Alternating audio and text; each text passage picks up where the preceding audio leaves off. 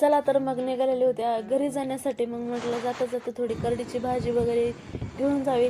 त्यावेळेस मी खूपच दिवस गावाकडे राहिलेले होते. मग चला तर मग आलेली मी आपापल्या ठिकाणाला. घरी आल्यानंतर लगेच सानूबाने आपली खेळणी तर लगेच खेळायला काढलेली होती. आधीच एवढा धूळ झाली होती घरामध्ये की ते आवरायलाच 2 ते 30 जाणार होते. त्यात सानूबाईने अजून आपला पसारा मांडून ठेवलेला होता.